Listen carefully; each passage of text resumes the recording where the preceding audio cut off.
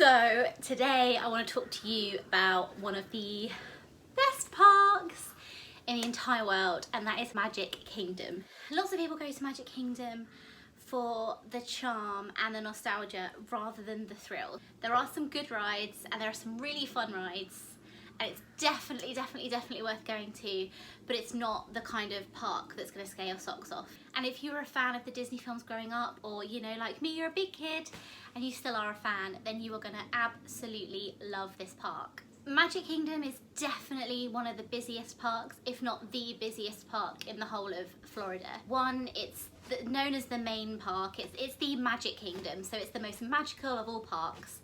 And also it's got a real emphasis and push on young kids. So most of the rides, if not all of the rides, are suitable for young children. I would say the busiest ride, I don't even know why I look like I'm thinking about it, it's the Seven Dwarfs Mine Train. I haven't done this with the other parks that I've sort of talked about, but I thought with this one, it's such a big one and there are so many different lands and there's so much going on. It's not just about what rides, they've got some really cool foods and drinks to try, and I kind of want you to get to know about everything and then you can pick and choose what's best for you. I would say the best land to hit first is Fantasyland.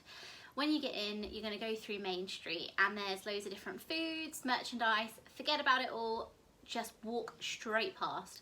You just want to get straight into that Fantasyland because everyone else is going to be doing it, and those rides, they're going to clock up. I would head straight to the Seven Dwarfs Mine Train and start queuing for that. When we went, it was already a 2-hour queue before 9. I think between 8 and 9 in the morning and 9 and 10 at night, on some days or most days, there's something called Disney Magic Hours. So if you are a Disney Vacation guest, so if you're staying at the park in one of the Disney hotels, then you get access to these. So even if you sneak in early, you won't be able to necessarily get on any of the queues. And I think that's something that has only changed recently, or only happened recently.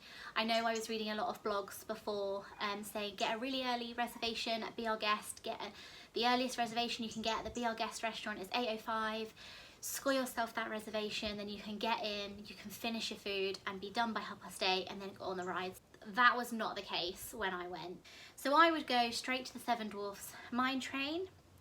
Then the three others, and again, get the Walt Disney World app, and you can be queuing for one ride and looking up queues for the others as you're going along.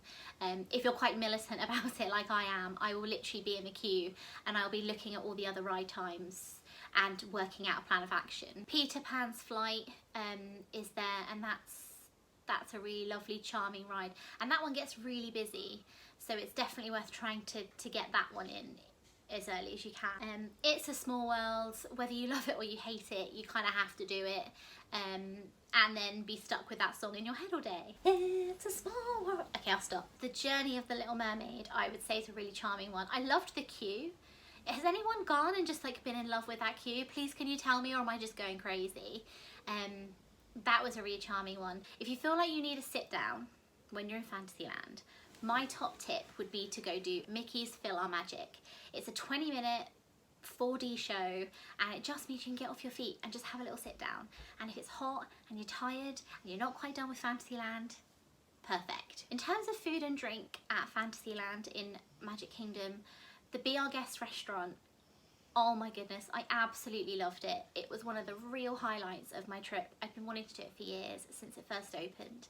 Reservations, I think you can book from 120 days before, or is it 90? I think it's 120 days before, at least 3 months before, and I think I booked my reservation for 8:50 in the morning. That was the earliest I could get. The food was okay, like it's expensive for what it is, but I did feel like it really set us up for the day, and you don't really go for the food, you go for the experience, and it's beautiful and it's lovely, and it was worth the money, let's just say.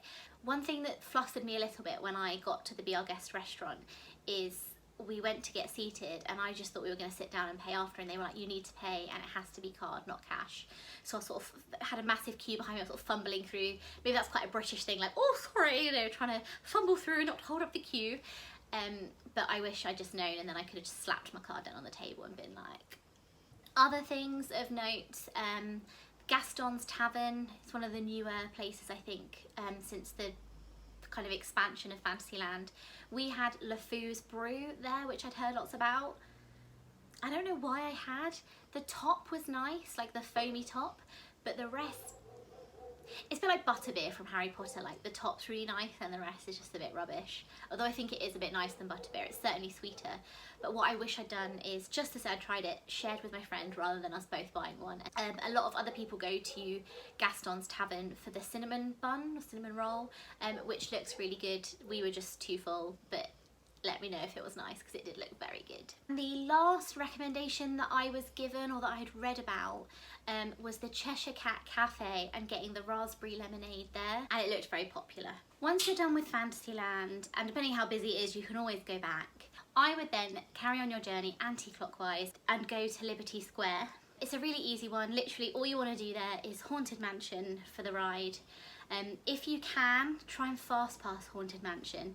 I absolutely hate the queuing system. I don't know if it's because I'm British. Again, try not to like resort to my British stereotypes, but the queue, it's like just this, you get put in this like big space together, and everyone's like trying to like just move past you, and I'm a bit like, oh, personal space, and it's just hot and you're sweaty anyway, and you know, I like a good queuing system. Whether you've been able to fast pass it and walk through blissfully, or are stressed the max over the queue, once it's over, I would go to Sleepy Hollow. They have the famous chicken and waffle sandwich, which is really good. I found it quite spicy, but I think I'm quite a baby. They also do like a fruit waffle sandwich, which I also got on a separate day.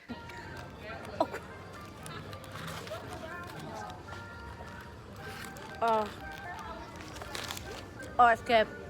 And I think that was better. Then you want to carry on going round anti-clockwise to Frontierland. Frontierland has no like good food recommendations, at least from me, but I would say get straight on Splash Mountain and Thunder Mountain. If you can and you have fast passes available to you and they're two that you really want to do, they're literally right next to each other, so try and fast pass them one slot after the other, and then you don't have to kind of go back and forth, because it's quite a big park. Although that being said, there are quite easy ways to get and navigate yourself between the different areas. You can always kind of come back to the middle, whichever place you're at, which is really good. Once you're done with Frontierland and you're ready to move on, keep going to Adventureland. Adventureland has the Jungle Cruise and the Pirates of the Caribbean ride as well. The only kind of treat recommendation or food recommendation would be to go to Aloha Isle and get the Dole Whip. Everyone bags on about Dole Whips, so I don't feel like I need to brag about them too much. You've probably already heard of them, but that's where you get them. Then what you want to do is you want to stop your anti-clockwise journey, and you want to kind of go back to the centre and then go straight opposite to back to Tomorrowland. So Tomorrowland you will have completely bypassed when you got there in the morning to go to Fantasyland. They've got the Tomorrowland Speedway there, which I think they've just updated. You've also got Space Mountain, so you'll have then completed your 3 big mountains. It's also got Buzz Lightyear's Space Ranger Spin, which I love. Once you're done with all the rides, definitely don't leave the park. You want to be staying around for the evening show, but you should be getting around to dinner time. And what I would do is I would go back to Main Street, go back there and go to Casey's. Do I want to recommend Casey's? So everyone brags about the mac and cheese hot dogs at Casey's Corner, and it was nice enough, like it was okay, but the amount that I'd read about it and the amount that I'd heard people gushing over this hot dog, I was expecting really big things, and it was just some processed sausage with a bit of processed cheese and pasta on top. If you've had your hot dog, or you might want to bypass savoury altogether, because the next place I'm about to recommend will fill you up entirely. Opposite Casey's Corner, you've got the Liberty Tree Tavern, and they do these like really grand, almost like 50s-esque desserts. They're lovely. There's loads of different options. I went for the apple pie. I literally just thought I was going to get a slice of apple pie, maybe with a scoop of ice cream, and then this came out. So that's all of the kind of food and ride recommendations. I didn't watch the parade, so I can't comment on that. Stay for the Wishes Fire Time Spectacular. It's incredible, and it's emotional, and it's beautiful, and it's no expense spared by Disney. every Disney park has a kind of end of evening closing show. And if you're gonna only do one and wait up for one, then this is the one. The streets will very quickly become packed, so you don't want to leave it till the last minute. It is a fireworks show, so you in theory will be able to see that from anywhere on Main Street. They project footage from the movies onto the castle itself, so you want to be able to really see the castle and to really get that and understand that storyline that's kind of coming along with those fireworks. I think that's everything. Sorry if I've been very waffly. Magic Kingdom is one of my favourites and I get very excited when I talk about it, but I hope that was helpful. If you have any questions, please pop a comment below and I will reply. And if anything, hopefully this gets a discussion going and other people can put their recommendations down below as well. It's definitely a park not to be missed, and I really hope you enjoy it for all its beauty and charm. Thank you.